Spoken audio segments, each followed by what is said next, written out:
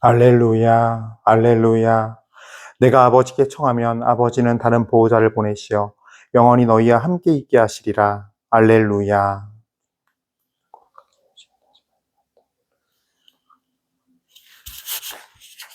주님께서 여러분과 함께 또한 사제의 영과 함께 요한이 전한 거룩한 복음입니다. 주님 영광 받으소서. 그때 예수님께서 제자들에게 말씀하셨다. 내가 너희에게 할 말이 아직도 많지만 너희가 지금은 그것을 감당하지 못한다. 그러나 그분, 곧 진리의 영께서 오시면 너희를 모든 진리 안으로 이끌어 주실 것이다. 그분께서는 스스로 이야기하지 않으시고 들으시는 것만 이야기하시며 또 앞으로 올 일들을 너희에게 알려주실 것이다. 그분께서 나를 영광스럽게 하실 것이다. 나에게서 받아 너희에게 알려주실 것이기 때문이다. 아버지께서 가지고 계신 것은 모두 나의 것이다. 그렇기 때문에 성령께서 나에게서 받아 너희에게 알려주실 것이라고 내가 말하였다. 주님의 말씀입니다. 그리스도님 찬미합니다. 찬미예수님, 은요 1830 교회 여러분들 잘 지내시고 계신가요? 예, 그래요. 이제 벌써 부활 시기도 이제 얼마 안 남았어요. 사실 뭐 주님 안에 사는 사람들은 주님 안에서 우리가 매일같이 주님의 부활과 수단을 체험하겠지만 또 우리 교회가 이렇게 연간 단위로 해서 시기를 마련한 건요. 우리 시간 안에서의 삶도 결국 어떤 그 인간 물리적 시간만 존재하는 것이 아니라 세상에서의 시간만 존재하는 것이 아니라 바로 구원의 시간 카이로스, 그러니까 크로노스라는 인간 세상에서의 물리적 타임이 존재만 있는 것이 아니라는 것. 크로노스라는 어떤 그런 구원의 은혜의 시간, 카이로스라는 그런 구원의 은혜의 시간. 예.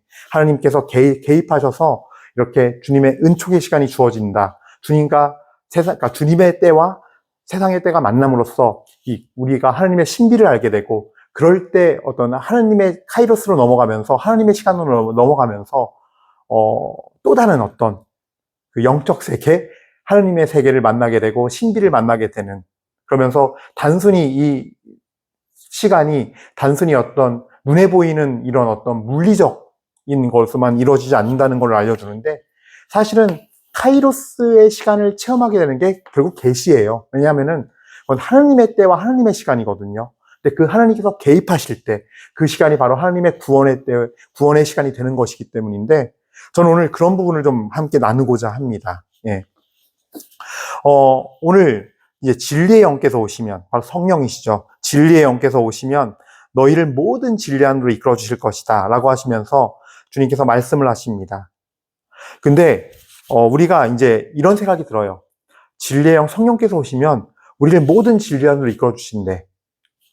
그러면은 그 진리들은 뭘까? 얼마나 많은 걸까? 어떻게 되는 걸까? 좀 우리 머릿속이 이 말씀만 놓고 봤을 땐 복잡해질 수밖에 없어요. 근데 저는 이런 말씀을 드리고 싶어요.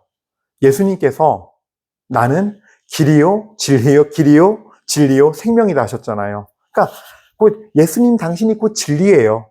그러니까 이 말씀을 모든 진리에는 어떤 것이 있을까, 얼마나 많을까, 어떤 깊이 있는 내용들이 있는 것일까 라고 하면 너무 우리가 어려워지거든요. 묵상하기가, 따라가기가. 그러니까 예수님 딱 그냥 전 한마디로 예수님이라고 하고 싶어요. 그분 자체를 그냥 내가 온전히 맞이하는 것, 그리고 그 안으로 내가 들어간다 생각하면 될 것 같아요. 그러니까 예수님만 바라보면은 예수님께서 어떤 삶을 사셨는가, 우리 복음 안에서, 성경 안에서, 또 하나님께서 예언자들을 통하여 계시하신 그분, 바로 그 오시기로 된 그분이 바로 우리 주 예수 그리스도 아닙니까? 우리의 구원자. 저는 거기서 말씀하시는 그 어떤 신비들, 그리고 또 하나님을 그렇게 따라 살아간 그 믿음의 어떤 사람들, 뭐 다윗이니 아브라함이니 요셉, 모세, 여호수아, 여러 우리의 어떤 신앙 안에서 하나님의 뜻을 따라서 걸어간 선조들, 신앙의 선조들. 그러니까 예수님을 만나지 못했지만 또 다른 방법으로 이미 예수님이 오시기 그 이전에 하나님의 이끄심으로, 또 하나님의 영께서 이끌어 주심으로써 살아간 그분의 삶들을 통해서 그걸 바라보면서 우리는 진리가 뭔지 깨닫는 건데, 사실은 딱 한 가지로 귀결돼요. 결국은 예수님이 사신 삶 뭐예요? 성부께 온전히 순종하고 따라간 거. 진리는 다른 데 있지 않아요. 하느님 그분 자체를 온전히 따라가는 것에 있어요. 결국에는요. 그래서 우리가 다른 어떤 너무나 복잡하게 이거를 모든 진리 안으로 이끌어 주신대. 진리의 어떤 말씀들은 뭘까? 규정들은 뭘까? 이렇게 바라볼 게 아니라, 구체적인 어떤, 우리는 이미, 구체적인 상들이 있잖아요. 이미 오셨다 가신 예수님도 계시고, 예. 그러니까 그분들이 하신 말씀들과 하신 행적들을 잘 묵상하면서 결국은 주님 말씀, 1차적으로는 주님 말씀인 거예요. 주님 말씀 안에서 그분들의 모습을 생각하면서 그분 자체를 내가 온전히 받아들이길 바라는 거.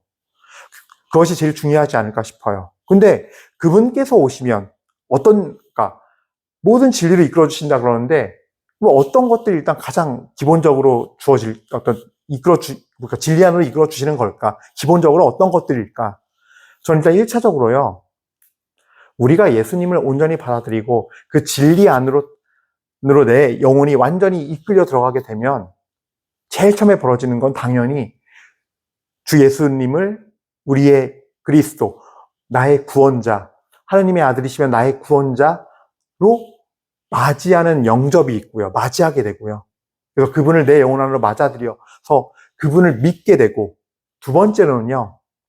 여기서부터가 사실 다 어려운 여정인데, 누구에게나 어려운 여정인데, 예, 회개로 이끌어줘요. 복음을 믿게 되면, 진리가 들어오면 결국 그동안 내가 살아온 삶과 예, 이제 부딪힐 수밖에 없거든요. 또 내가 어려서부터 저 같은 경우 이제 저처럼 이제 유아 세례 받은 그런 모태신앙에 가까운 사람들도 자기의 성향이 있어요. 그래서 비록 내가 어린 시절부터 예수님 믿었지만 내 방식대로 살아온 게 있어요. 그분을 따르지 않고 내가 그분을 영접하고 모시긴 했어도 예, 내 자아가 있기 때문에 내 방식대로 해석을 하고 내 중심으로 해석한 것이 있어요. 바로 그것들에 대한 회개와 자기 자아에 대한 버림. 그러니까 이게 자아파세란 말이 되게 부정적으로 들리는 말인데 하느님 없이 하느님 앞에 내어드리고 버리고 봉헌하는 그 의미가 아닌 자아파세는 뭐예요? 자살이겠죠. 그러니까 끔찍한 말이 되겠죠. 예. 근데 내가 하나님 앞에 그걸 다 내어드리고 하나님을 주인으로 모신다는 의미거든요. 자아파세라는 이 자아를 버린다, 자신을 버린다라는 말 안에는요. 우리 어떤 정말 진리의 영께서 오시고 성령께서 오셔서 그분을 받아들이는 사람들에게 그 의미는 그런 의미예요. 예. 그래서 뭐 모태신앙이든 아니면 나중에 나이가 들어서 세를 받건 결국엔요. 누구나가 다 정도의 차이만 있을 뿐이지 내 자아 안에서 내가 주인이 돼서 내 방식대로 하나님의 말씀까지 끌어쓰는 경우도 있어요. 근데 마귀들이 그러잖아요. 마귀가 예수님 유혹할 때 시편을 딱 인용하죠. 네가 하나님의 아들이거든 여기서 뛰어내려 보아라. 시편에 보면 네 발이 돌에 부딪히지 않도록 천사들이 네 발을 떠받들리라 라는 구절이 있지 않냐. 너 하나님의 아들이잖아. 이 말씀 믿잖아. 하면서 성경까지 읊어대면서 우리를 하느님으로부터 멀어지게 하고 하느님의 뜻과는 반대되게 하는 세력이 바로 마귀의 세력인데, 그러니까 결국은 뭐냐면요.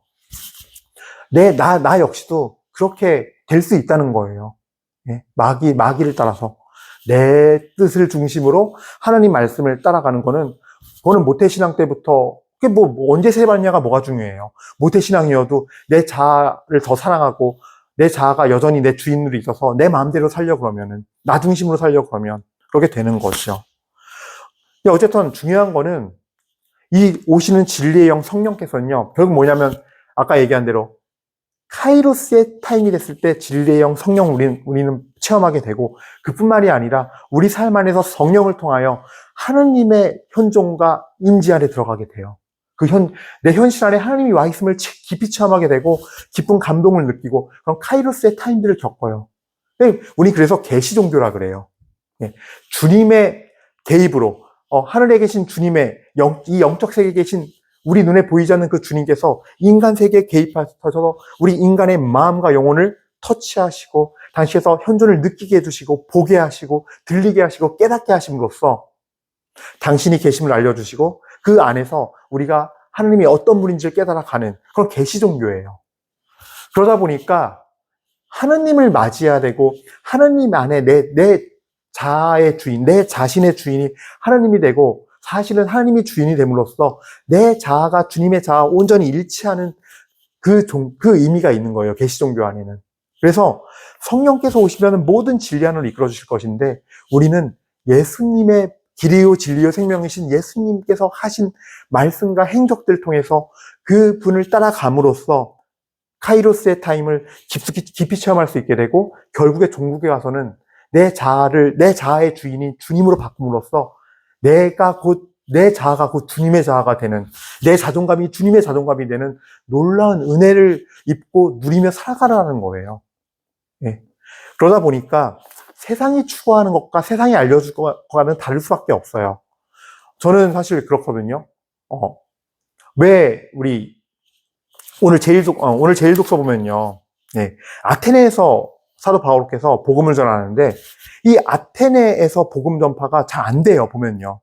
사도 바울께서 다른 데서 했을 때는 뭐 굉장히 많은 이들이 변화가 되는 걸 볼 수 있는데 여기서 그냥 몇몇 사람이 바오로 편에 가담하여 믿게 되었다라고만 기록되어 있어요.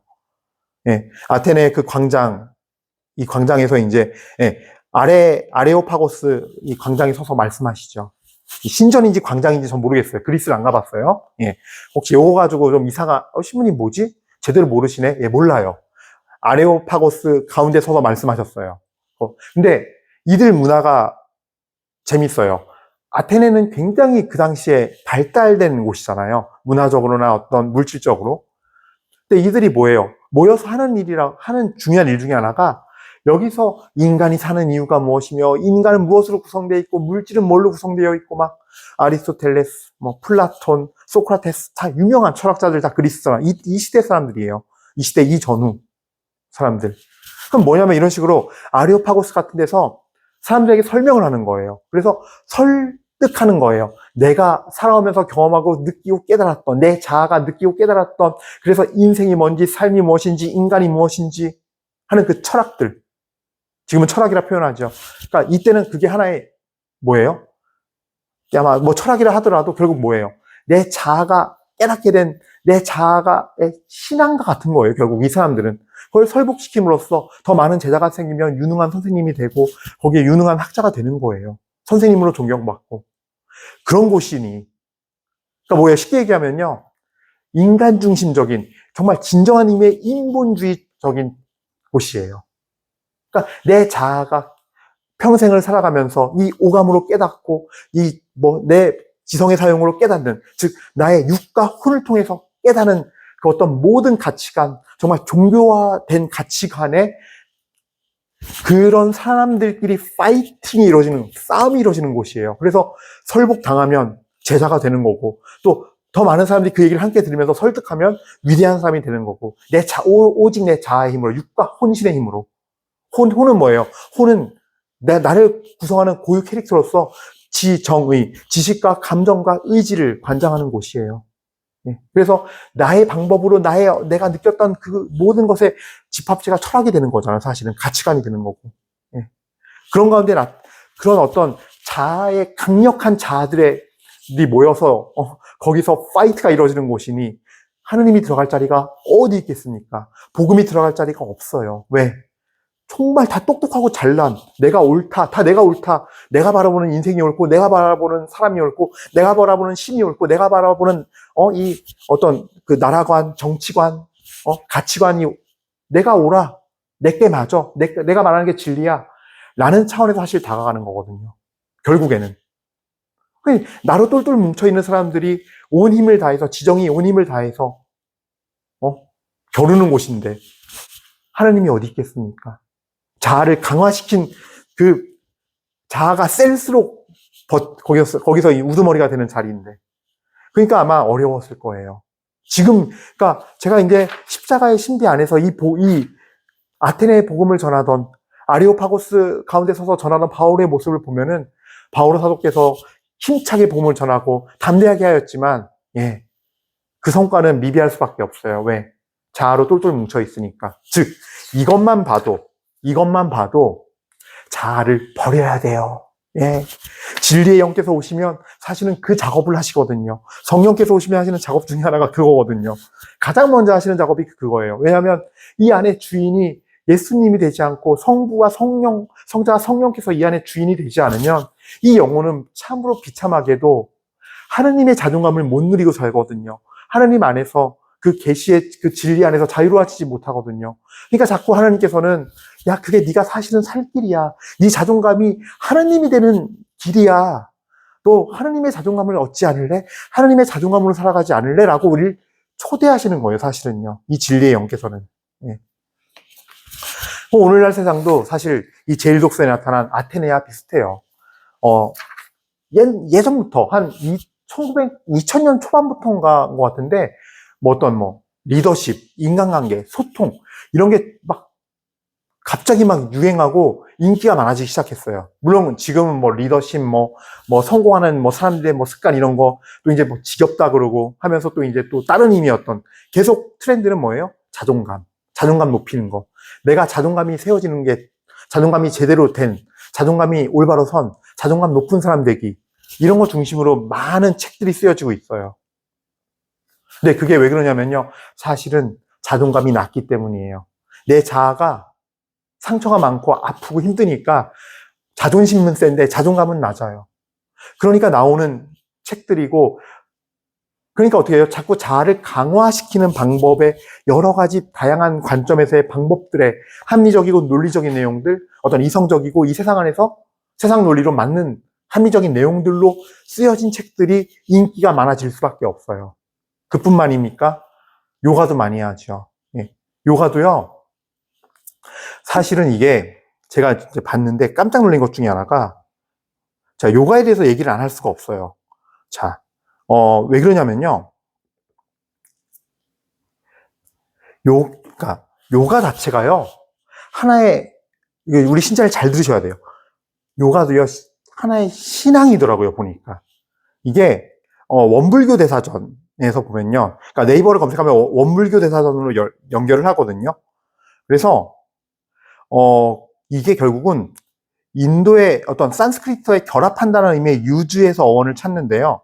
실제로는요, 궁극적으로는 자세와 호흡을 가다듬어서 정신을 통일시킨 다음에 궁극적으로는 초자연적인 힘을 얻어 깨달음에 나아가고자 하는, 그러니까 뭐냐면요, 불교는 계시 종교가 아니라 자기가 부처가 되는 자기 자아를 강화시키는 훈련이거든요. 그러니까 자기 자신이 부처가 되는, 신이 되는 방법 중에 하나라는 거예요. 그래서 이게 쭉 보면, 이제 간단하게 보면요, 수련 과정만 봐도요, 이렇게 나뉘어 있어요. 8단계로 이루어지는데요. 처음 2단계는요, 금제와 건제라 그래서 육적인 어떤 죄성이라던가 탐욕 이런 것들을 이렇게 없애는 게 금제고, 건제, 그러니까 권한다, 권할 권자죠. 건제는 청적과 만족과 고행과 학성, 염신을 뜻하는 거래요. 근데 다음에 2단계 좌법, 그러니까 앉을 자거든요. 보니까 좌법과 조식으로 이르는 거는요, 신체적 준비단계라는 거예요. 그래서 수행자의 신체를 잘 조절해서 유연하고 건강하게 하는 거고, 조식은 호흡을 이완시키기 위해서 호흡의 리듬을 안정시키는 수련이다. 즉, 앉는 자세와 이런 어떤 걸 통해서 사실은 내가 부처로 가는, 그러니까 불교의 종교적 수행인 거예요. 이 앉는 자세부터가 벌써 좌제라는 것 자체가. 예. 그러니까 잘 생각해 보세요. 지금은 운동이라는 이름으로 둔갑됐다라고 밖에 생각이 안 들어요. 왜? 학원 차려서 돈 벌어야 되니까. 근데 사실, 근본 뿌리가 벌써 불교와 바라문교에서 시작된 거고, 이 산스크리트, 문화권의 그 인도의 세계에서, 그 문화권에서 내가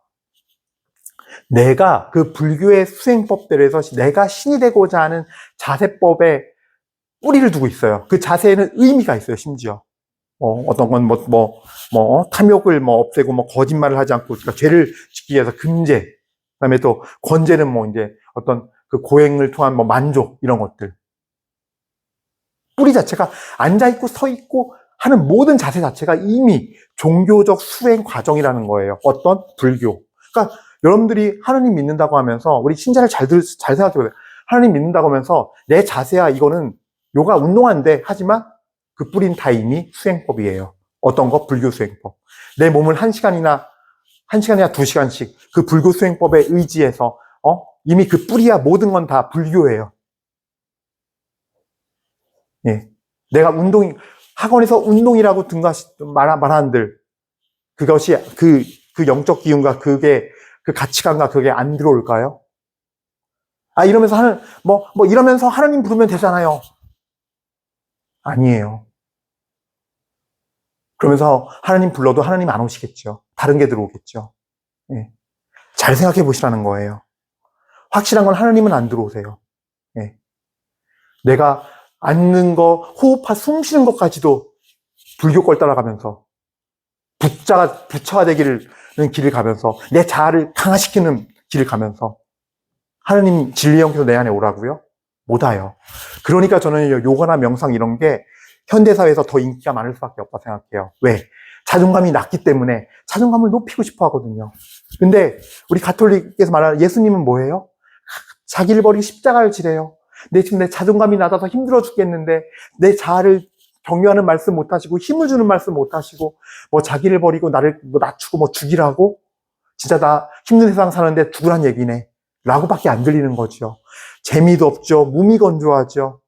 그러니까 그게 정화의 여정, 내 자아를 버리고 정말 주님의 은혜로 채우고 주님의 이 진리의 안에 들어가기까지는 사실 내 자아와 싸우는 고통의 시간이 너무너무 힘들고 당장 이 시간을 못 견디는 거죠. 왜? 내 자존감이 한없이 떨어지고 나란 존재가 되게 보잘것없는, 하나님은 나를 죄인만 만드는 것 같으니까.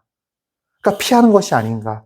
오히려 요가나 명상법, 정말 호흡 이게 들숨날숨 호흡하면서 거기서 하는 호흡법대로면 평화가 찾아오고 당장 왜냐면 내 육신과 혼의 영향을 바로 주거든요. 그런 것들은. 바로 기쁨을 주고, 바로 평화를 주고, 바로 고요함을 주고, 내가 뭔가 되는 거, 내가 뭔가 됨을 느끼거든요. 순간. 예. 그러나, 그렇기 때문에 바로 효과가 있어 보이고, 좋아 보이니까 따라갈 수밖에 없어요. 달콤하니까.